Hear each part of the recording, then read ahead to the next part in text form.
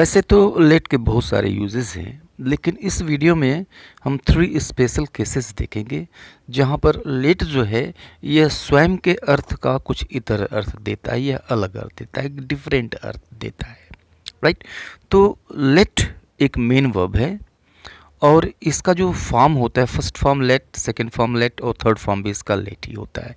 इसका अर्थ होता है करने देना। तो इसका जो वास्तविक अर्थ है वह अपने अर्थ के इतर भी दूसरे अर्थ देता है और दूसरे सेंसेस में इसका यूज़ किया जाता है। तो इन 3 स्पेशल केसेस को हम देखेंगे इस वीडियो में।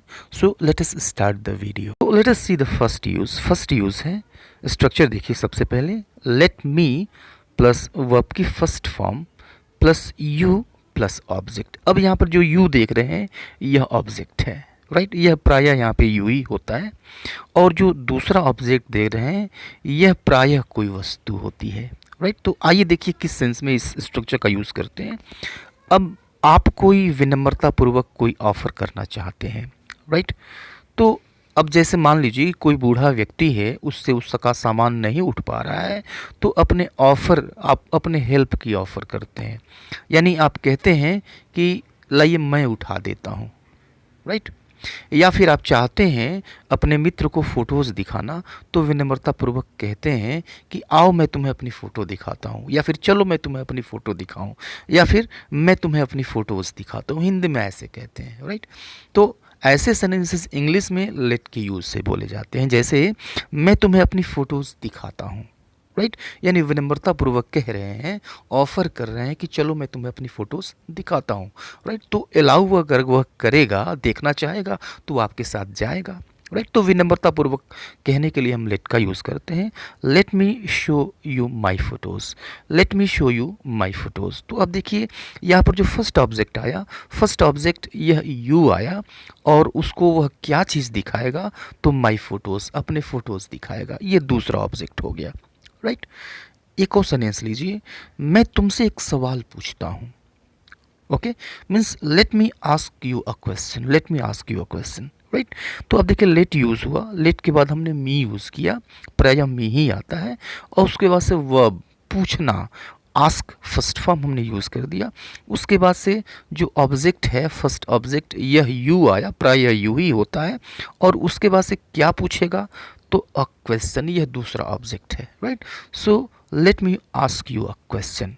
एक और सेंटेंस देख लीजिए, मैं आपकी सहायता कर देता हूँ, means let me help you, या फिर आप मुझे अपनी सहायता करने दें, राइट। तो इस तरह के सेंटेंसेस अगर बोलने हो, मैं आपकी सहायता कर देता हूँ, लेट मी हेल्प यू, या फिर मैं तुमसे एक सवाल पूछता हूँ, let me ask you a question, या फिर मैं तुम्हें अपनी फ़ोटोज़ दिखाता हूँ, let me show you my photos, right.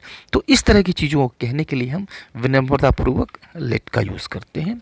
आइए सेकेंड यूज़ देखते हैं, late me no. Late me no, अब देखिए लेट मी नो यानी मुझे जानने दो, ओके। या फिर इसको हम कह सकते हैं और भी अच्छे तरीके से कहें हिंदी में, तो इसका अर्थ होता है मुझे बताएं या फिर मुझे बताना, राइट। तो यह भी विनम्रतापूर्वक कहने का तरीका है, कोई चीज़ पूछने का तरीका है कि मुझे बता दो, राइट। जैसे कुछ परिवर्तन हो तो मुझे बताना, तो मुझे बताना मीन्स लेट मी नो, और कुछ परिवर्तन हो तो means if there is any change, let me know if there is any change.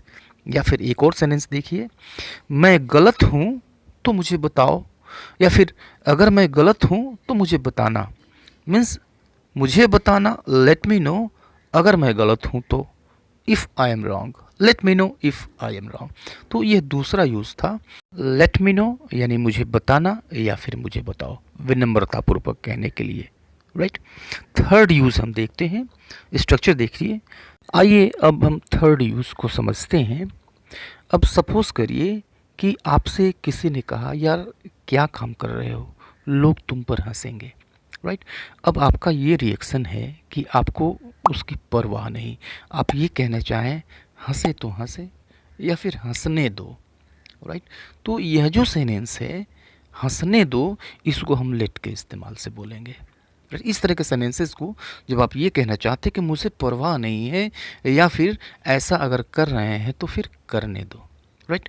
तो इसको हम बोलने के लिए लेट का यूज़ करेंगे। स्ट्रक्चर ये होता है, late plus him her, them, जो भी सही हो यहाँ पे हम लिखते हैं और उसके बाद से हम वर्ब की फर्स्ट फॉर्म लिखते हैं, राइट। यह जो वर्ब की फर्स्ट फॉर्म है, चूँकि यह पहले वाले स्टेटमेंट में आ चुकी है जो आपसे बात कही गई है, तो इस वर्ब को हम रिपीट नहीं करते हैं, नहीं लिखते हैं स्पोकन इंग्लिश में। जैसे देखिए, लोग तुम पर हंसेंगे, राइट। तो लोग तुम पर हंसेंगे, तो इसको हम सिंपली कहेंगे people will laugh at you, right, people will laugh at you. अब आपका रिएक्शन क्या है, इसको हम लेट के इस्तेमाल से बोलेंगे।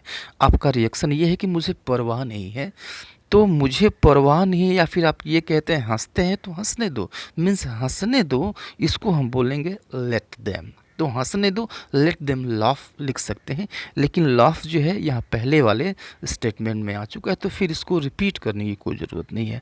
हम स्पोकन इंग्लिश में इसको रिपीट नहीं करते हैं। So let them, right. एक और सेंटेंस लीजिए, अरे यार वो नाराज़ हो जाएगा, वो नाराज़ हो जाएगा, means he will get angry, okay. अब आपका ये प्रत्युत्तर है, आपका रिएक्शन ये है कि होने दो, मीन्स लेट हिम। तो लेट हिम गेट एंग्री ऐसे भी लिख सकते हैं या कह सकते हैं, लेकिन अब गेट एंग्री यह चीज़ यहाँ पर आ चुका है, तो इसको रिपीट करने की कोई ज़रूरत नहीं है। तो लेट हिम यानी होने दो, नाराज़ होता है तो फिर होने दो, आपको परवाह नहीं है, आपका भाव ये है, आपका सेंस ये है, राइट। तो अब यहाँ आज आपका जो रिएक्शन है वो नेगेटिव में भी हो सकता है। तो जब नेगेटिव में आपका रिएक्शन होता है तो लास्ट में हम सिर्फ नॉट जोड़ देते हैं, ओके। जैसे वह तुम्हारी मदद नहीं करेगा, right, he will not help you. अब आपका रिएक्शन है तो ना करे, means let him not, okay.